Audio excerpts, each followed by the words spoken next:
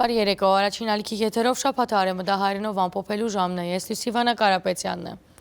Բոսո մեջ տեղի ունեցավ Հայաստանի վարչապետ Նիկոլ Փաշինյանի և Թուրքիո նախագահ Ռեջեփ Թայիփ Էրդողանի հանդիպումը։ Քննարկվեցան Հայաստան-Թուրքիա հարաբերությունների ու կարգավորման ընթացքը, ընդգծվեցավ կառուցողական երկխոսության շարունակականության և հստակ արդյունքներու հասնելու կարևորությունը։ Երկու երկրներուն ղեկավարները անդրադարձան նաև դարաշրջանային իրադարձություններուն և այդ իրենն երկկողմանի գործակցության հնարավոր ուղղություններուն։ Վարչապետ Փաշինյանը ընդգծած է Հայաստանի հավատարմությունը դարաշրջանին խաղաղության և կայունության ապահովման գործընթացին և շեշտած է հարևաններուն հետ հարաբերություններու կարգավորման քաղաքականությունը շարունակելու հանձնարարությունը։ Փաշինյանն ու Էրդողանը վերահաստատած են պատրաստակամությունը շարունակելու ուղիղ կապեր երկխոսությունը։ Մտքեր փոխանակված են Հայաստան-Ադրբեջան խաղաղության գործընթացի, նաև Հայաստանի կառավարության խաղաղության խաչմերուկ նախագծին շուրջ։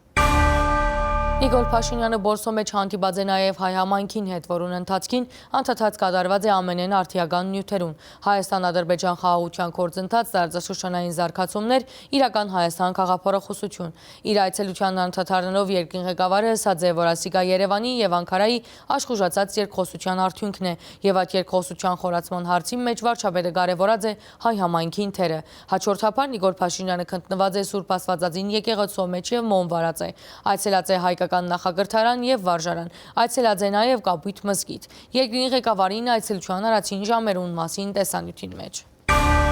Հանդիպում հայ համայնքի հետ, այցելություն Սուրբ Աստվածածին, Աթորանիստ Մայր եկեղեցի ու Կապույտ մզկիթ։ Վարչապետ Նիկոլ Փաշինյանը օթագահանեն ներս թիմավորած է Թուրքիո արտաքին գործոց նախարարի տեղակալ Բերիս Էքինջին։ Հայ համայնքի ներկայացուցիչներուն հետ հանդիպման ընթացքին վարչապետը կարևորած է այս այցելությունը, ընդգծելով, որ անիկա իրականություն դարձած է վերջին շրջանին Թուրքիո հետ աշխուժացած երկխոսության արդյունքով։ Աննշած է Թուրքիո նախագահ Ռեջեփ Թայիփ Էրդողանի հետ հանդիպման կարևորությունը, հույս հայտնելով, որ ադիգա նորաստակ պիտի հաղորդե երկկողմանի հարաբերություններուն։ Երկրի ղեկավարին խոսքով այցելության հիմքի մեջ Հայաստան-Թուրքիա միջպետական հարաբերություններն են, իսկ ընթացող գործընթացը հարաբերություններ հաստատելու օրագարք է, որ կփխի երկու երկրներուն շահերեն։ Միևնույնադեն վարչապետ Փաշինյանը շեշտած է Թուրքիո հայ համայնքին թերը միջպետական հարաբերություններու հաստատման եւ երկխոսության խորացման գործընթացին մեջ։ Վարչապետի պատասխան հանդիպման մասնակիցներուն հարցումներուն անդրադարձած է նաև Հայաստան-Ադրբեջան խաղաղության գործընթացին, դարաշրջանային զարգացումներուն, իրական Հայաստան գաղափարախոսության եւ այլ հարցերու։ Այնուհետև Նիկոլ Փաշինյանը այցելած է Բորսո Սուրբ Աստվածածին Աթորանիստ Մայր եկեղեցի։ Վարչապետին ուղեկցած են եկեղեցու խորհրդի ադենաբեդ Հրանտ Մասկաֆյանը, երկրորդ ադենաբեդ Մինաս Արսլանը, ինչպես նաև եկեղեցվո գից հայկական դպրոցի տնօրեն Քլոդիա Դեմիրը։ Վարչապետ Փաշինյանը շրջած է եկեղեցու մեջ, մոմ վարած է եւ ծանոթացած է համայնքային կյանքի պայմաններուն։ Երկրորդ աշխարհ պատերազմին հաստատի գործածվել է ֆաբրիկա լավով եւ այլն, այո։ Անգե հետո մենք հաստատը շատ քիչ կացության մեջ էր, ողջ կառավարությունը մեզի փոխված նորոգեց, մոտավորապես 70% անօպտիմացեցին, 30%-ը մենք։ Այցելության ընթացքին վարչապետը գտնված է նաև նախագահարանին եւ հայկական վարժարանին մեջ, ծանոթացած է գրթական ծրագիրներուն ու համայնքային նախաձեռնություններուն։ Փաշինյանը նաև ծաղիկներ խոնարհեցուցած է Կոմիտասի հուշարձանին առջև։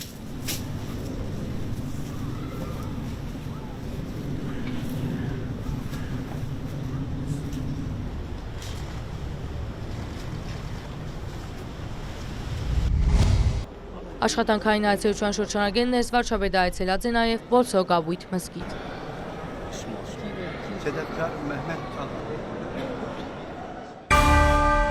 Ազգային ժողովեն ներս լրագրողներուն հետ զրույցին ընթացքին Նիկոլ Փաշինյանը հայտարարած է, որ Հայաստանի էլեկտրական ցանցի ազգայնացման մասին օրենքի նախագիծը կմշակվի։ Աննշած է, որ հեծի կորձենության պատճառով ուշանութային ճգնաժամ ստեղծված է։ Միևնույնադեն վարչապետը անդրադարձած է Սամվել Կարապետյանի հայտարարություններուն, սանոք որակելով որպես Հայաստանի ժողովրդավարության սպառնացող։ Նիկոլ Փաշինյանը նաև բարձրափանած է ազգային անվտանգության ծառայության տնօրեն Արմեն Աբազյանը պաշտոնեն ազատելու որոշումը, նշելով, որ ան երկար ժամանակ պաշտոնավար եւ արժանի է հանգստանալու։ Խոսելով եկեղեցվո հետ հարաբերություններուն մասին վարչապետը հերքած է, պատերազմ հայտարարել է, նշելով, որ իր խնդիրը եկեղեցիին հոգևոր արժեքներուն վերադարձնելն է։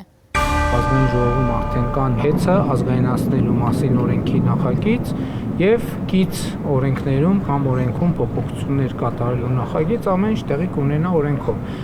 քրեական վարույթները դրա հետ այս տրամաբանության կապ չունեն։ Այսպիսին էր վարչապետին գնահատականը Ռուսիա-փնակ գործարար Սամվել Ղարաբեդյանի դան խոզարգության, անոր ցերփակալման եւ այդ ամենուն նախորդած անոր հայտարարության վերաբերյալ։ Կարապետյանը ասաց, որ մենք եթե քաղաքական գործիչներին չհաջողվի, այսինքն եթե քաղաքական մենք մեր ձևերով կմասնակցենք կամ կմիջամտնենք եւ այլն եւ այդպես շարունակ։ Դա արժանացել է եւ արժանանալու է կոնկրետ համարժեք գնահատական։ Այդ հայտարարությունը եկեղեցու մասին չէր, այդ հայտարարությունը Հայաստանի Հանրապետության մասին էր եւ փորձ էր արվում տպավորություն ստեղծել, թե Հայաստանի Հանրապետությունում կարող են գալ ինչ-որ մարդիկ ինչ-որ տեղերից եւ ինչպես իրենք են ասում, իրենց ձևերով ինչ-որ բան անել եւ Հայաստանի Հանրապետությունը ունի արձագանքի կոնկրետ լծակներ եւ ես չեմ հանդուրժի ընդհանրապես որևէ մեկի լեզուն պատտվի տենց բան ասի։ Ես ընդհանրապես խորհուրդ եմ տալիս, որ որևէ մեկի լեզուն չպատտվի տենց բան ասի, որովհետեւ գիտեք Հայաստանի Հանրապետությունը ժողովրդավարական երկիր է եւ Հայաստանի Հանրապետությունում յուրաքանչյուրը ունի կարծիք արտահայտելու հավաքներ անցկացնելու, քաղաքական եւ հանրային կյանքի մասնակցելու իրավունք, բայց Հայաստանի Հանրապետությանը սպառնալ որևէ մեկը չի կարող եւ ես ինչքան էլ ժողովրդավարություն ամենակոշտ եւ ամենակոպիտ միջոցները կձեռնարկեմ ցանկացած նման դեպքում։ Պետք չէ ժողովրդավարությունը շփոթել թուլության հետ, վարչապետի շեշտադրումներ։ Իմ կարծիքով նաեւ այդ հայտարարությունը ընդհանրապես կապ չունի ոչ եկեղեցու, ոչ եկեղեցու շահերի հետ։ Ես ուղիղ 1 ամիս առաջ, 1 ամիս ժամկետով տվել էի կառավարության անդամներին, վերաբերելի անդամներին հանձնարարական, որ կամ հեծին կողմից ժողովրդին հասցված վնասը պետք է վերականգնվի, այդ ինչ պատմություն է։ Հանձնարարականին վերջնաժամկետը հունիսի 21-ն է։ Սամվել Ղարաբեդյանի աշխուժացումը Փաշինյանը գաբեց ճիշտ այդ ժամկետի մոտենալուն հետ։ Այն որ Հայաստանի էլեկտրական ցանցերու աշխատանքը Հայաստանի մեջ խնդրահարույց է, մարզային այցելություններու ժամանակ բարձած է Փաշինյանը։ Ան ներկայացուց օրինակներ։ Որտեղ որ գյուղ գնում եմ, որ համայնք գնում եմ, որ մարզ գնում եմ, մարդիկ համատարած ինձ առաջ ուղիղ հարց են դնում։ Ասում են հոսանք անջատվել է, մի հատ լվացքի մեքենա ունեինք վառվել է, մի հատ սառնան ենք առել վառվել է, հեռուստացություն ենք վառվել է։ Ո՞վ է դրա պատասխանը տալու։ Երբ որ դա հայտարարություններ եղան, չէ՞, որ պետություններ պետք է դասեն։ Երբ որ դա 1 դեպք է, 2 դեպք է, 3 դեպք է, դա ուրիշ իրավիճակ է։ Ես Լոռու մարզում այց եմ կատարել, Լոռու մարզի իմ այցի ժամանակ ես ուր մտել եմ հոսանք չի եղել։ Ուր մտել եմ կամ եղել է անջատվել է։ Դպրոց կլինի, մանկապարտեզ կլինի, հյուրանոց կլինի, մասնավոր հիմնարկ կլինի, համայնքային հիմնարկ կլինի։ Սա անհանդուրժելի վիճակ է։ Փաշինյանի հանձնարարականը միայն քաղաքացիներու վնասներու վերականգնման ուղղված չէ, այլև այդ անջատումներում պատճառները բարձելուն։ Ըստ էության հեծը իր գործունեության արդյունքում Հայաստանում գրեթե էներգետիկ ճգնաժամ է ստեղծել եւ հիմա նաեւ վերլուծությունը հիմք է տալիս մտածելու առնվազն թույլ չի տալիս հրաժարվել այդ մտքից, որ այդ ամեն ինչը արվել է եւ արվում է Հայաստանում ներքին հանրային դժգոհություն գեներացնելու համար։ Փաշինյանը Ղարաբեդյանի վերաբերյալ Ռուսիային հնչող արձագանքներուն չպատասխանեց։ Չեմ կարծում, որ այդ մարդիկ իմ մեկնաբանելու մակարդակի մարդիկ են, որ ես իրենց ասացի մեկնաբան։ Ռուսիո նախագահին եւ ղարավարության ղեկավարին հետ փոխադարձ վստահության վրա հիմնված շատ սերտ աշխատանքային հարաբերություններ ունի, հայտարարեց Փաշինյանը։ Ես չեմ կարող հավատալ, որ նրանք Կրեմլից կարող է այդպիսի գործողություններ կամ կառավարությունից սպիտակ տուն անվանում, ես կառավարությունից կարող է Հայաստանի դեմ նման գործողություններ լինել, բայց չեմ բացառում եւ մեծ է հավանականությունը, որ Ռուսաստանում այնուամենայնիվ կան որոշակի շրջանակներ, ընդ որում ոչ միայն Ռուսաստանում կան այդպիսի շրջանակներ, ես վստահ եմ, որ կոնկրետ այս դեպքում այլ երկրներում կան որոշակի շրջանակներ, որոնք այս հիբրիդային գործողությունների եւ հիբրիդային պատերազմի հետևում են կանգնած։ Հայաստանը ունի բոլոր կարողություններն ու հնարավորությունները կառավարելու խառնածին վտանգները եւ ոչ միայն նզանոնք։ Այս մասին ընդգծեց Փաշինյանը ազգային անվտանգության ծառայության տնօրեն Արմեն Աբազյանը պաշտոնեն ազատելու պատճառներու մասին խոսելու ադեն։ Փաշինյանը նշեց, որ իր վարչապետության օրոք Աբազյանը ամենեն երկար ազգային անվտանգության ծառայության տնօրենը եղած է 5 տարի եւ աշխատած է ամենեն բարդ շրջանին եւ անարժանի է որ քիչ մահանգստանա։ Արդյոք որոշումը գաբունի գործարար Սամվել Ղարաբեդյանի դան մեջ իրականացված գործողությանց հետ։ Ազգային անվտանգության ծառայության տնօրենի աշխատանքը առնչվում է գրեթե ամեն ինչի հետ, հատկապես այն ինչ որ վերաբերվում է անվտանգությանը, այդ թվում հիբրիդային։ Իսկ արդյոք Արմեն Աբազյանը հրաժարած է որևէ հանձնարարություն կատարել է։ Չէր կարող ազգային անվտանգության ծառայության տնօրենը հրաժարվել ին որևէ հանձնարարություն կատարել։ Աշխարհակահաղական իրավիճակով ու դարաձաշրջանի մեջ բարդ իրադրությամբ պայմանավորված վերջին օրերուն ներքաղաքական հարցերու շուրջ լուրեր մանրամասնեց Փաշինյանը, սակայն իր լրությունը մյուս կողմը օգտագործած է հարցակումներու համար, անբնտեց, որ մայրաթորին դեմ պատերազմ չհայտարարած։ Չէի կարող, չեմ կարող եւ պատերազմ չեմ հայտարարել։ Պատերազմ հայտարարել են այն մարդիկ, ովքեր խախտում են հայ առաքելական եկեղեցու կանոնակարգը, խախտում են կուսակրոնության ուխտագիրը, խախտում են մեր ավանդույթները եւ իմ խնդիրը որպես հայ առաքելական եկեղեցու հավատավոր հոտի հավատարիմ ներկայացուցիչ եկեղեցին վերադարձնելն է հոգևոր արժեքներին եւ հոգևոր արմատներին։ Իր դիրքորոշումները հիմնված են հայ առաքելական եկեղեցու իրավական կանոններուն վրա։ Ազգային ժողովը այդ քիրքերը բերած է։ Այս գրքի մեջ կանոնները ձևակերպվել են 356 թվականից Աշտիշատի ժողովից սկսած, որտեղ հստակ ասվում է, որ ուսակրոնությունը խախտած եպիսկոպոսը, ես գիտեք, որ կաթողիկոսը նույնպես եպիսկոպոս է, կարգալույծ է արվում։ Նրանք չեն կարող ընդհանրապես խորանին մոտենալ, նրանք չեն կարող հաղորդակից լինել հայ առաքելական եկեղեցու սրբություններին։ Եվ դա ոչ թե ես եմ ասում, դա սահմանված է մեր նախնիների սուրբ ավանդով, պատգամով եւ կանոններով։ Կարեկին երկրորդին ուղված մեղադրանքներուն ապացույցները կան։ Եթե ես խոսում եմ, ուրեմն ես ունեմ ապացույցներ։ Իրանք ընդհանրապես չեն վիճարկում իմ հայտարարությունները, չեն վիճարկում։ Երբ որ կվիճարկեն, ես առաջարկել եմ, եթե իրենք որևէ ձևով վիճարկում են, իրենք կարող են դատի տալ եւ այդ ապացույցները կներկայացվեն կամ այլ ձևաչափով այդ ապացույցները կներկայացվեն։ Դեր իր լրագրողական գործունեության ժամանակ անդրադարձած է եկեղեցվո մեջ արգա խնդիրներուն, բայց երկար ժամանակ չհավատացած այդ լուրերուն։ Բայց այն պահից, երբ որ ինձ համար այդ փաստերը եղել են ապացուցելի, ես հասկացել եմ, որ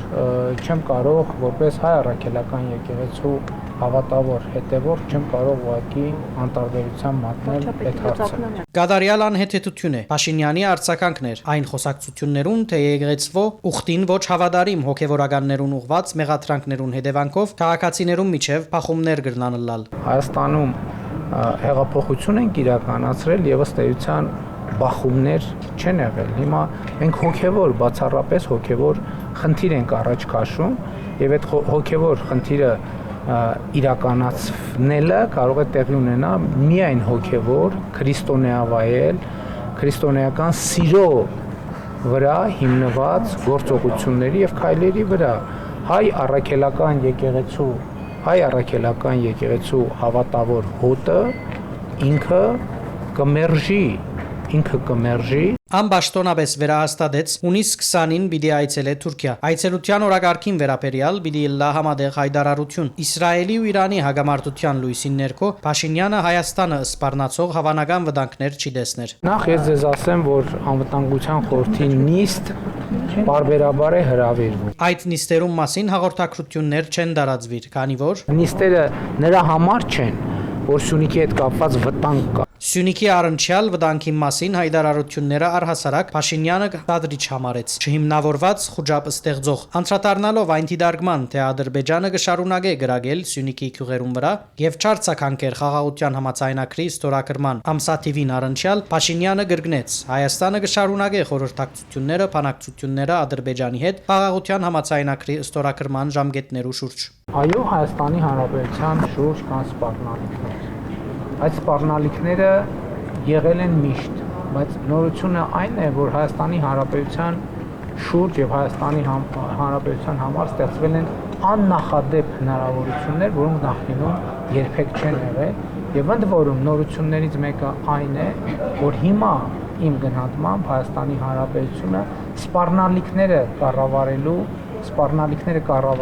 եւ հնարավորությունները օգտագործելու ավելի մեծ կարողություններ եւ հնարավորություններ ունի։ Ադրբեջանի մեջ բահվող հայ քերիներու եւ ընդհանրապես բոլոր հարցերով աշխատանք կգադարվին ամենօրյա ղարքով։ Բնականաբար այդ բոլոր հարցերը չեն կարող մեր օրակարգից դուրս լինել։ Անհիշեցուց, որ Հայաստանն ու Ադրբեջանը համաձայնեցուցած են խաղաղության եւ միջպետական հարաբերության հաստատման մասին համաձայնագրին նախագիծը։ Եվ ինչպես ասել են, Հայաստանի եւ Ադրբեջանի միջև նոր պատերազմ չի լինելու է խաղաղություն։ Ազգային ժողովեն ներսպատկամավորներու հետ հարցու պատասխանին ընթացքին Նիկոլ Փաշինյանը գրգին շեշտած է, որ մայրաթորի մեջ պետք է լան մարդիկ, որոնք հոնեն Աստծո օրհնությամբ։ Պատգամավորներուն հետ քննարկման ընթացքին վարչապետը անդրադարձած է նաև Հայաստանի էլեկտրական ցանցերուն շուրջ ստեղծված իրավիճակին։ Կառավարությունը արձագանքած է նաև ռուսական քարոզչական հարթակներեն հնչող հարցակումներուն։ Բարձր արհեստագիտական արդյունաբերության նախարար Մխիթար Հայրապետյանը տեղեկացուցած է, որ ռուսական հաղորդումներուն հերարցակումը արդեն արգելափակված է հանրային դիրույթի կայաններով, իսկ Հարաճիգյա օրենքով պիտի սահմանափակվի նաև մալուխային հերատեսիլով անոնց մտմատուցումը։ Բացի այդ, խորհրդարանը քննարկած է նաև Իրանի մեջ գտնվող Հայաստանի քաղաքացիներուն տարհանման հարցը։ Հայտարարված է, որ Հայաստանը ներգրավված է մարդասիրական գործողություններում մեջ, ներառյալ աջակցած է նաև այլ պետություններու քաղաքացիներու վերադարձին Հայաստանի տարածքով։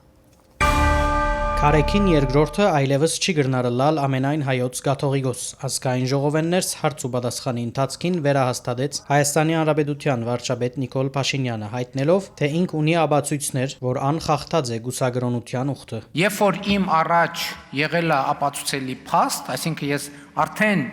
չէի կարող համոզված չլինել այդ լուրերի ճշմարտացիության մեջ, որպես հայ առաքելական եկեղեցու հետևորդ, որպես մարդ, որ ունի հոգևոր կյանք, ինձ համար հարց էր, թե ինչպես պետքա ես վերաբերվեմ այս ամեն ինչին, եւ ինձ համար պարզ էր, որ ես այդ ամեն ինչին պետքա վերաբերվեմ համաձայն հայ առաքելական եկեղեցու ավանդի եւ կանոնների։ Եվ ընդ որում այսօր խոսում են նաեւ ընդդիմության ներկայացուցիչները, ասում են եկել են կուսության հարց են քննարկում։ Հարգելինս, կուսության հարց չենք քննարկում, քննարկում ենք լեգիտիմության հարց։ Եթե Գրիգոր Լուսավորչի հետ է զուգահեռը, թող Կտրիչ Ներսիսյանը ներկայացնի հանրությանը իր զավակին կամ իր զավակներին, որովհետև Գրիգոր Լուսավորիչը չի թաքցրել հանրությունից իր զավակներին, որովհետև նա միջև Հայաստանի քրիստոնեություն ընդունվելը եկեղեցու հիմնադրումը այնուամենայնիվ մի քիչ այլ կարգավիճակ է ունեցել։ Վարչապետ Փաշինյանը մեջբերեց հայ առաքելական եկեղեցու կանոնակրքի գուսագրոնության վերաբերյալ կանոնը, որ կսահմանե գուսության ուխտի խախտման հետևանքները։ Նրանց մասին, որոնք չափահաս են դառնում եւ խոստանում են գուսությունը պահել եւ դրժում են խոստումը հոգեվորականների մասին, շնություն անելով այլևս կույս չեն կարող համարվել։ Այսինքն կույս չեն կարող համարվել, կուսակրոն չեն կարող համարվել, եպիսկոպոս չեն կարող համարվել, աբեղա չեն կարող համարվել, վարդապետ չեն կարող համարվել, կաթողիկոս չեն կարող համարվել, որովհետև այդ բոլոր պաշտոնների համար պարտադիր է կուսության կամ կուսակրոնության ուխտ։ Վարչապետը հավելեց ասելով, որ ըստ կանոնի գուսագրոնության ուխտը խախտած հոգևորականները պետք է դուրս մղվին եկեղեցիեն։ 2 տարի աբաշխարեն, ապա մտնելով եկեղեցի 1 տարի աբաշխարողներու հետլան։ Այս ամենեն յետք անգամ անոնց արգելված է զբաղել քահանայական գործունեությամբ։ Որ օրինակ Կտրիչ Ներսիսյանը կաթողիկոս չի ինքը իրավունք չունի հաղորդակցվել մեր եկեղեցու սրբությունների հետ։ Ինքը եկեղեցից կանոնը ասում է եկեղեցուց դուրս պետք է մղվի եկեղեցուց։ Եվ ինքը իրավունք չունի, եւ նրա կողմից սրբություններին դիպչելը անգամ սրբապղծություն է։ Կուսակրոն քահանաները բոլորը առանց բացառության։ Երբ որ կուսակրոնություն են ընդունում, իրանք Մայրաթորի խորանի առաջ ծնկաչոք տեքստ են արտասանում, կուսակրոնության ուխտը ստանձնում են կամավոր եւ խոստանում են, որ կպահեն, հավատարիմ կմնան եւ կվարեն պարկեշտ կյանք եւ այլն եւ ստորագրում են այդ թուղթը։ Իրենք իրենց ստորագրած թուղթը խախտել են։ Ոնց կարանք մենք թույլ տանք, որ վեհարանում գտնվի մի մարդ, որը արհամարել է Մայրաթոր Սուրբ Էջմիածնի խորանի առաջ ծնկաչոք իր ստանձնած ուխտը, ոնց կարանք մենք դա հանդուրժենք։ Եվ ոչ միայն նա, ես համաձայն չեմ հանդուրժել դա։ Եվ բոլոր եմ փորձը, թե սա ընդեմ սա հանուն եկեղեցու է, որովհետև Մայրաթոր Սուրբ Էջմիածինը պետք է ուխտադրուշ երթմնազանց պղծաբարո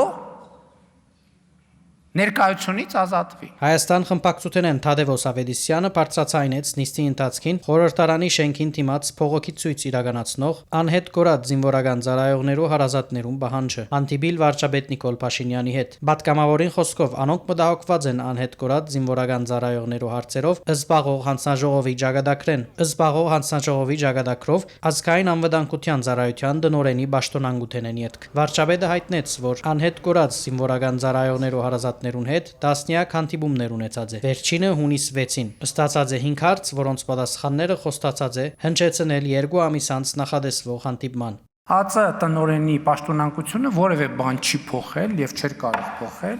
որովհետեւ ի վերջո կա ինստիտուցիոնալ կառույց եւ մեր պայմանավորվածությունը որևէ ձևով փոփոխություն չի կրում։ Ես արդեն այդ 5 հարցերի հետ կապված տվել եմ հանձնարարականներ եւ ինչպես պայմանավորվել ենք, կհանդիպենք 2 ամիս անց։ Քաղաքացիական պայմանակիր խմբակցութենեն պատգամավոր Սոնա Ղազարյանը անդրադարձավ գործարար Սամվել Ղարաբեդյանին առնչվող իրադարձությանց աննշեց դեղեցություններ կան, որ Հայաստանի էլեկտրական ցանցեր ընկերության աշխատակիցներուն ըստիբողապար կդանեն Թադարանի շենքին արչև, ուր կքննվի Սամվել Ղարաբեդյանի գալանավորման միջնորդությունը։ Վարչապետ Նիկոլ Փաշինյանը հիշեցուց նմանատիպ իրավիճակ եղած է նաև Զանգեզուրի բղնցարջիջակարային ընկերության մեջ, իսկ երբ այնտեղ պետությունը մասնաբաժին ստացած է, աշխատակիցները ըստիբողապար ցույցեր ու դանող բոլոր մարդիկ ազատված են աշխատանքեն։ Շատերը աղերսագրերով եւ մեղայագրերով հիմա գալիս են կառավարություն, ասում են մեզ խնդրում ենք հետ ընդունեք, սխալվել ենք եւ այլն եւ այլն։ Ես հիմա ասում եմ հետեւյալը. հեծի են աշխատողները, հեսա շատ արագ հեծը լինելու է պետական սեփականություն։ Հեծի են աշխատողները, որոնք հիմա կֆիքսենք մենք, ովքեր այդ գործողությունը անում են եւ մարդկանց տիպողաբար ցույց են բերում, տեսեք հետո բան չլինի, հետո չասեն վայ, բա գիտեք եւ այլն, բոլորը ազատվելու են աշխատանքի։ Այն ԶՊՄԿ-ի են բանի ուժեղ տղեկի նման, էլի ծնկաչոք գալու են մեր դռների դեմը կանգնեք, տեսեք, ոչ մեկին ներում չի լինելու, ոչ մեկին։ Հա, որ ամեն ինչ պարզ լինի։ Երկրորդը, այն աշխատողները, ովքեր կհրաժարվեն եւ կհազանգեն, կհամագործակցեն իրավապահ մարմինների հետ եւ կոնկրետ ցուցմունքներ կտան, եթե հիմա ասենք ենթադրենք նրանց ոչ մեկ չի ազատվի, որովհետեւ մենք բավարար լծակներ ունենք այդ մարդկանց պաշտպանելու համար, իսկ ովքեր իրավապահ մարմիններին հետ կհամագործակցեն, ցուցմունք կտան եւ այլն, այն մյուսները կդատվեն, իսկ համագործակցող աշխատողները կխրախուսվեն։ Իսկ նրանք, ովքեր ուղղակի կհրաժարվեն այդ տրամաբանությամբ մասնակցել որևէ հավաքի, նրանց հետ որևէ բան տեղի չի ունենա, մենք կարողանանք նրանց պաշտպանել եւ պետականացումից հետո նրանք շարունակեն հանգիստ աշխատել։ Սամվել Ղարաբեդյանի նկատմամբ իրավաբահ մարմիններու գործողություններեն յետք ռուսական քաղաքական շրջանակներեն եւ լրատվամիջոցներու տաշտեն Հայաստանի իշխանության եւ վարչապետի հասցեին հնչած են վիրավորական արտահայտություններ, նշեց պատգամավոր Լիլիթ Մինասյանը։ Բարձր արհեստագիտական արդյունաբերության նախարար Մխիթար Հայրաբեդյանեն հետաքրքրվեցավ, թե ինչ կրնա անել պետությունը, որ խառնածին պատերազմին մաս կազմող նման փոխանցակությունը Հայաստանի մեջ չհերարցակվի։ Մխիթար Հայրաբեդյանը հիշեցուց, որ նմանատիպ հաղորդումները հանրային հերարցակման գայանով արգելափակված են, սակայն գա եւս երկու մագարտակ, ուր փոփոխություններու գարիք կա։ Երկրորդ շերտը IPTV OTT կամ ցանցային օպերատորներն են, որոնք հաճախ մեր խոսույթում մենք ասում ենք մալուխային հեռուստատեսություն։ Այստեղ մենք արդեն իսկ վերջնականացրել ենք եւ կարծում եմ հաջորդ նստաշրջանում ազգային ժողովում կքննարկվեն տեսալսողական մեդիայի մասին օրենքում փոփոխությունների նոր փաթեթը, որը պարտադիր կդարձնի նաև հեռուստաբովանդակության նկատմամբ մեր ակնկալիքները եւ պահանջները նաև երկրորդ շերտում գործունեություն ծավալող տնտեսվարողների համար, այսինքն IPTV, OTT կամ ցանցային օպերատորներով հեռարձակվող հեռուստաալիքների համար։ Եվ կա երրորդ շերտ, դա համացանցն է, այն ինչ երեկվանից այսօր տարածվում է տարբեր սոցհարթակներում օգտատերերի կողմից, որոնք նաև առանձին դեպքերում յուրօրինակ ցնծությամբ եւ էйֆորիայով տարածվում են արդեն հայաստանյան ԶԼՄ-ների կողմից, վերաբերում է այն հաղորդմանը, որը հասանելի է եղել ռուսաստանյան լսարանի համար։ Այսինքն ռուսաստանաբնակ մեր երևի տասնյակ հայրենակիցներ մեծ ոգևորությամբ տարածել են համացանցային տիրույթում, ընդ որում, որը այս պատմության մեջ ամենամեծ ողբերգությունն է, ընդ որում հիմնական մասը ֆեյքեր չեն, մեր հայրենակիցներն են, մեծ ցնծությամբ են տարածել եւ ըստ էության քաջալերող խոսքերով են հանդես եկել հոգուտ այդ երևույթի եւ այդ հաղորդաշարի։ Արդակին գործոց նախարար Արարատ Միրզոյանը վերահաստատեց, որ ռուս քաղաքական գործիչներու գոչերն ու անձնական բնույթի վիրավորանքները ոչ միայն անընդունելի են, այլև բացահայտ միջամտություն Հայաստանի Հանրապետության ներքին գործերուն եւ ոտնձգություն մեր ինքնիշխանության ու ժողովրդավարության դեմ։ Այս մասին մենք տեղեկացրել ենք մեր ռուսաստանյան գործընկերներին, կարծում եմ, որ այս ժամի դրությամբ պաշտոնական հայտագիրը պետք է որ հասած լինի հասցեատիրոջը։ Քաղաքացիական պայմանագիր խմբակցության պատգամավոր Հասմիկ Հակոբյանը Արարատ Միրզոյանեն հետաքրքրվեցավ նաև, թե ինչ քայլեր գցերնարգի Հայաստանը Իրանի մեջ գտնվող իր քաղաքացիներուն օգնելու ուղղությամբ։ Այս պայմաններում մենք ոչ միայն մեր հայրենակիցների Իրանում գտնվող Հայաստանի քաղաքացիների կամ Իրանի քաղաքացի հայկական ցակմամբ քաղաքացիների մասին խոսք առհասարակ տարբեր երկրների տարբեր քաղաքացիների որ հումանիտար հարցի մասին ենք խոսում, մենք փորձում ենք մեր նպաստը բերել տարբեր երկրների տարբեր քաղաքացիների տարհանման կամ, չգիտեմ, ապաստան տալու, ընդառաջելու, օգտակար լինելու, ուրեմն process-ի մեջ ենք, այսպես ձևակերպեմ։ Եթե չեմ սխալվում, 3 թե նախորդ օրը նույնիսկ հրապարակային անդրադարձ եղավ նրան, որ օրինակ Հնդկաստանի քաղաքացիների ուսանողների խմբի ենք օգնել Հայաստանի ուրեմն սահմանը հատելով տարհանվել, վերադառնալ հայրենիք, նաև կարող եմ ասել աֆրիկյան մի քանի պետություններ, Զիմբաբվեն, օրինակ Չինաստանի քաղաքացիներ,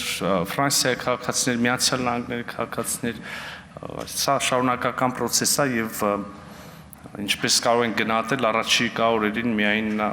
ծավալները կավելանան։ Հարցու պատասխանի ընթացքին անդրադարձ կատարվեցավ նաև վրաց-ռուսական սահմանին վրա կանգնած հայկական բեռնագարքերուն Ռուսիա մուտքը թույլատրելու եւ հայկական կոնյակը ռուսական շուգա հասցնելու խնդրույն։ Տնտեսության նախարար Գևորգ Բաբոյանը հայտնեց, հայկական բեռնագարքերը կանգնած են փորձակնության պատճառաբանությամբ, բանակցություններու արդյունքով թույլատրված է 61 մեքենայի դեղափոխումը։ Այս բահուս գա եւս 50 մեքենայի անցման թույլտվության խոստում, որ մե 33-ը արդեն հադած է սահմանը։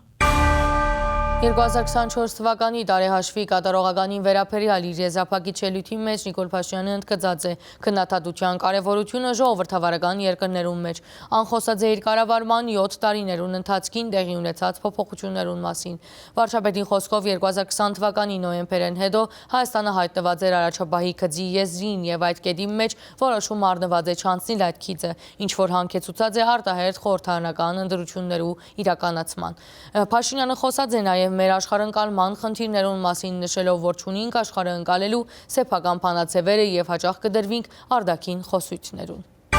Աշխարհի մեջ չկա չէ եղած եւ պիտի չլա որևէ կառավարություն, որուն առարգայորեն եւ սկզբունքորեն հնարավոր չլա կամ պետք չլա քննադատել։ 2024-ի տարեհաշիվի կատարողականի եզրափակիչ ելույթի մեջ նշեց վարչապետ Նիկոլ Փաշինյանը, հավելելով, որ հատկապես ժողովրդավարական երկրներում մեջ քննադատելն ու հագաթարցելը շատ կարևոր ժանր է։ Խոսելով այն մասին, թե ինչ փոխված է իր կառավարման այս 7 տարվան ընթացքին, ան ըսավ. Երբ որ ես մտածում եմ իմ մասին 2018 թվականի հունիսին,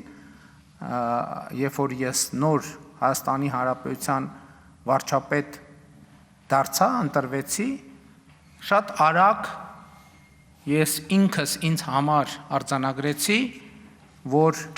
ես Հայաստանի Հանրապետության վարչապետ եմ պայմանականորեն եւ ես ավելի շատ ֆորպոստի վարչապետ եմ։ 2025 թվականի հունիսին ինձ համար ամենաշատը հենց սա է փոխվել, որ ես արձանագրում եմ, որ Հայաստանի Հանրապետության լիարժեք եւ ամբողջական վարչապետ է։ Ինչի շնորհիվ է տեղի ունեցել այս ամենը։ Իհարկե, քաղաքական թիմի, քաղաքական կուսակցության դերը որևէ կերպ հնարավոր չի նսեմացնել խորհրդարանական մեծամասնության, բայց ես ուզում եմ ընդգծել, որ սա տեղի է ունեցել առաջին հերթին մեր նահատակների եւ Հայաստանի Հանրապետության ժողովրդի շնորհիվ։ Մենք մեզի հաշիվ չենք տված, որ մենք Հայաստանի կառավարությունն ենք, խորհրդարանն ենք, ժողովուրդն ենք։ Մենք չենք փորձած ինքնինքնիս բարձապանել, թե ինչ է պետությունը, ինչպիսի վարկակից գենթաթրե պետությունը լալը, շարունակեց վարչապետը։ 2020 թվականի նոյեմբերից հետո ես դեռևս եղել եմ ամենաֆորպոստի վարչապետի կարգավիճակում եւ կարծում եմ սա շրջադարձային կետ է եղել, երբ որ մենք մեր քաղաքական թիմը մենք բոլորս մեզ հարց ենք տվել, թե ի վերջո ինչ ենք մենք ուզում։ Մենք գտնվել ենք վերջնական եւ ամբողջական ֆորպոստացման գծի եզրին։ Եվ մենք մեզ հարց ենք տվել, մենք ուզում ենք այդ գիծը հատել, թե մենք չենք ուզում այդ գիծը հատել, եւ մենք որոշել ենք, որ մենք չենք ուզում այդ գիծը հատել, եւ այս այն կետն է, որտեղ մենք որոշել ենք, որ Հայաստանում պետքա տեղի ունենա արտահերթ խորհրդարանական ընտրություններ։ Ըստ Փաշինյանի երկրի լիարժեք վարչապետի վերածվելու օրը եղած է 2022 թվականի հոկտեմբեր 6-ը, երբ անդրադարձած է Հայաստանի Հանրապետության առաջին ղեկավարը, որ ջանցած է երկրի տարածքային ամբողջականությունը։ Եկ մեր ընդդիմությունը այս օրը եւ այս փաստը եւ նույնիսկ Հայաստանի սահմաններից դուրս օգտագործում են այն տրամաբանությամբ, որ ես առաջին ղեկավարն եմ, ով ճանաչել է Լեռնային Ղարաբաղ Ադրբեջանի կազմում եւ ով ճանաչել է այդ տրամաբանությամբ Ադրբեջանի տարածքային ամբողջականությունը։ Եվ սա շատ կարևոր եւ շրջադարձային պահ է, որովհետեւ իրականում եւ խորքային քաղաքական իմաստով եւ առարկայորեն ես ուզում եմ մենք հիշենք այդ պահը։ Այդ մի ժամանակներ էր, երբ որ մենք արձանագրեցինք, որ նույնիսկ մեր ամենամոտ գործընկերները փաստորեն, եւ դա երևաց, դա ոչ թե տեսական թեզ էր, այլ պրակտիկ նշանակություն ունեցող միջավայր եւ իրավիճակ, երբ որ մեր նույնիսկ ամենամոտ երկրները մեր երկրի Հայաստանի Հանրապետության տարածքային ամբողջականությունը չեն ճանաչում։ Եվ սա մեզ համար շատ սթափեցնող մի բան էր։ Հենց այդ պահին էր, որ մենք ինքներս մեզ ստիպված էինք հարց տալ, բայց մի րոպե, մենք ինքներս Հայաստանի Հանրապետության տարածքային ամբողջականությունը ճանաչում ենք, որ մի հատ էլ ուրիշներից ենք նեղանում, որ Հայաստանի Հանրապետության տարածքային ամբողջականությունը չեն ճանաչում։ Վարչապետին խոսքով այսօր որպես պետություն ավելի անկախ ենք ինքնիշխան, քան երբևէ։ Իրական Հայաստանի գաղափարախոսությունը աբակայի հստակ գծագրված նախագիծ մնե, ըսավ երկրի ղեկավարը, բարձրաբանելով, որ այն ունի կարևոր հստակ հարացույցեր, որոնց մեկ կարևորագույնը սեփական միջավայրի մեջ հարևաններուն հետ ղեկավարված հարաբերություններ ունենալն է, անոնց միջազգայինորեն ջանցված տարածքներու ամբողջականությունը ճանչնալը եւ այդպիսով սեփական տարածքային ամբողջականությունը, ինքնիշխանությունը եւ անկախությունը ջանցնելը։ Տեսեք, շատ են խոսում նրա մասին, որ մենք կորցրել ենք Լեռնային Ղարաբաղը։ Ես այս հարցի մասին էլ բնականաբար շատ մտածել եմ եւ այստեղ էլ իմ եզրակացությունը հետեւյալն է. մենք ոչ թե կորցրել ենք Լեռնային Ղարաբաղը, մենք գտել ենք Հայաստանի Հանրապետությունը։ Այս է ճշմարտությունը, որովհետև ինչպես նախկինում ասել եմ, Լեռնային Ղարաբաղի հարցը որպես ինչպես ընդդիմության գործընկերներն էին ձևակերպում, որպես թոք օգտագործվել է, որ Հայաստանի Հանրապետությունը չգտնվի, Հայաստանի Հանրապետությունը որպես անկախ եւ ինքնիշխան պետություն չկայանա։ Վարչապետի գնահատմամբ Հայաստանը միջազգային իրադրություններուն եւ իրավիճակներուն դարաշրջանային հնարավոր խնդիրներուն երբեք այնքան պատրաստված չէ եղած, որքան այսօր, եւ անոր ամենենակարևոր արտահայտությունը հավասարակշռված եւ հավասարակշռման արտաքին քաղաքականությունն է։ Խաղաղության գործընթացը Ադրբեջանի հետ, Թուրքիո հետ աշխուժ երկխոսություն, տարբեր ուղղություններով հարաբերություններու ղեկավարում եւ երկրի միջազգային հեղինակության աննախադեպ բարձրացում։ Մենք շատ պարզ ենք նայում դրան, որովհետև արդեն դրանք իրողություններ են։ 2026 թվականին Հայաստանը հյուրընկալելու է համաշխարհային մակարդակի երկու կարևորագույն իրադարձություններ՝ Եվրոպական քաղաքական համայնքի գագաթաժողովը եւ կենսաբազմազանության COP17 համաժողովը։ Սրանք պատահական չեն եւ սրանք հաջողության պատմության ֆիզիկական արտահայտություններն են։ Նիկոլ Փաշինյանը նաև անդրադարձավ եկեղեցականներուն, նշելով, որ փորձ կգադարվի ներկայացնել, թե իրենք կբայքարին եկեղեցվո թեմ, բայց իրականության մեջ իրենք գանկնած են եկեղեցվո սրբություն սրբոցը նվիրապետությունը պաշտպանելու դիրքերում վրա։ Աշտիշատի ժողովով հաստատված նվիրապետությունը պաշտպանելն է։ Աշտիշատի ժողովում սահմանվեց, որ եկեղեցու վերնախավը պետք է լինի ուսակրոն։ Ինչու՞։ Առաջինը դավանաբանական հիմնավորումներով, որովհետև այդ դավանաբանական հիմնավորումներն է, որ եկեղեցու եւ Հիսուս Քրիստոսի եկեղեցու ծառաները, ամենանվիրված եւ հավատարիմ ծառաները պետք է մոռանան անձնական կյանքի մասին, պետք է մոռանան ամուսնության մասին եւ պետք է ամուսնանան եկեղեցու հետ, պետք է անձնական կյանք ունենան եկեղեցու հետ, իրենց անձնական կյանքը պետք է պարփակված լինի Հիսուս Քրիստոսի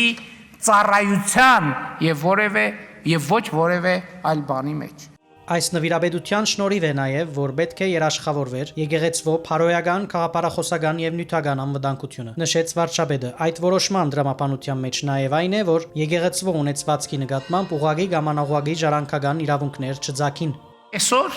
մենք հակառակ պատկերն ունենք։ Մոմի գործի բանը հազար ներողություն ես բառիս համար, մոմի գործի նայողը կաթողիկոսի աղբոր տղան է, կաթողիկոսի չէ, Կտրիչ Ներսիսյանի։ Ամենամեծ թեմի առաջնորդը Կտրիչ Ներսիսյանի եղբայրն է։ Այն մյուս թեմի առաջնորդը իրա քրոջ որդին է։ Եվ այլն եւ այսպես շարունակ։ Հայ առաքելական եկեղեցին բռնազավթված է մի կլանի կողմից։ Եվ մենք ոչ թե եկեղեցու դեմ ենք պայքարում, մենք պայքարում ենք եկեղեցու արժեքների եւ նվիրապետության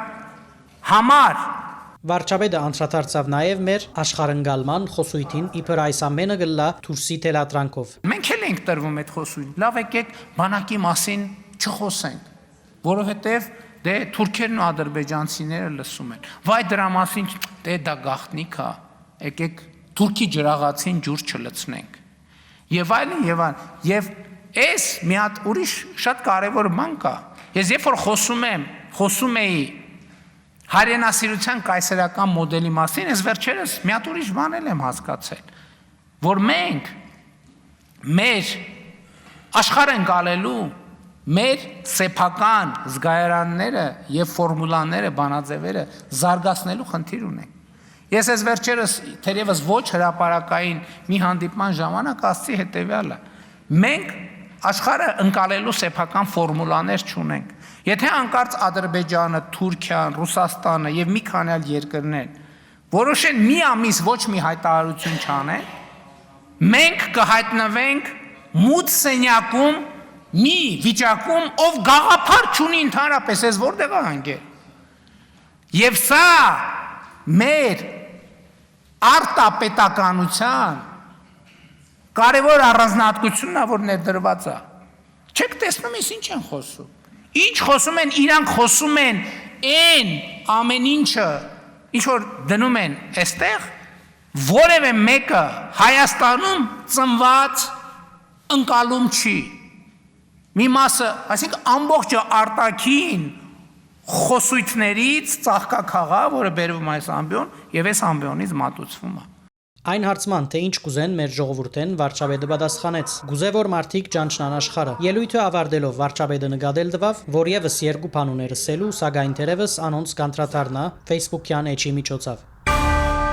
Հայաստանի մեջ Իրանի արտակարգ եւ լիազոր տեսփան Մեհդի Սոբհանին հայտարարած է, որ Իրանը չի ցկտիր պատերազմի սրացման, սակայն պատրաստ է իրավիճակի որևէ զարգացման։ Լրագրողներուն հետ զրույցին ընթացքին նա նշած է, որ պատերազմը բարդաթրված է Իրանին։ Տեսփանը հավելած է, որ Թեհրանը երբեք չի հրաժարված բանակցություններ են, սակայն չի գնար բանակցիլ հարձակումի պայմաններուն մեջ։ Այն հարցին, թե արդյոք Ադրբեջանը կգնա օգտվել Իրանի եւ Իսրայելի միջև հակամարտութենեն եւ հարձակիլ Հայաստանի Սյունիքի մարզի վրա։ Տեսփանը արձագանքած է, որ Իրանը ուշադիր կհետևի տարածաշրջանի մեջ տեղի ունեցող զարգացումներուն, անբարձրաբանած է, որ պատերազմը տեղի կունենա Իրանի տարածքեն ներս, այլ ոչ թե Հայաստանի։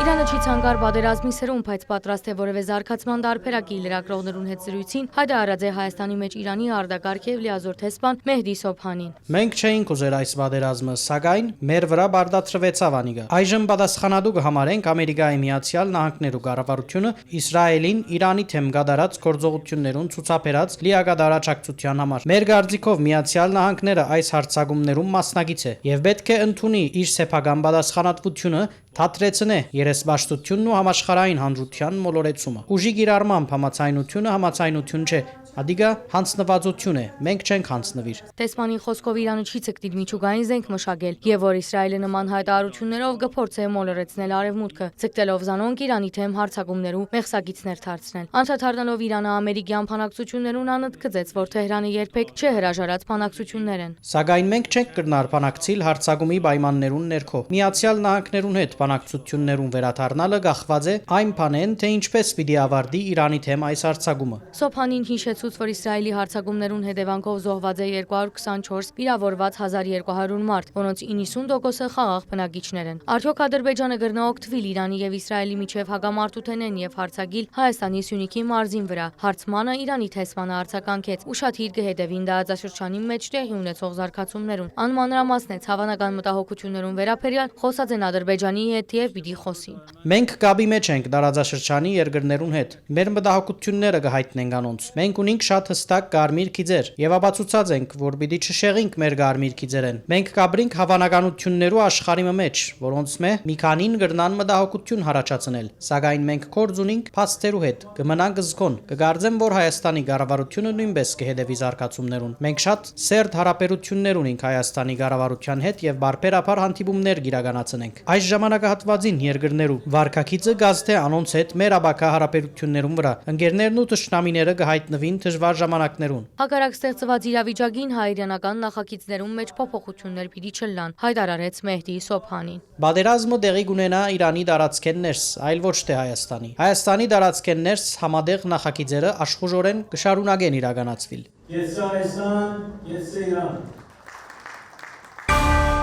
Այս շաբթվան համար մենք պատրաստած էինք այսքանը, շարունակեցեք հետևել առաջին ալիքին մինչ հաջորդ շաբաթ։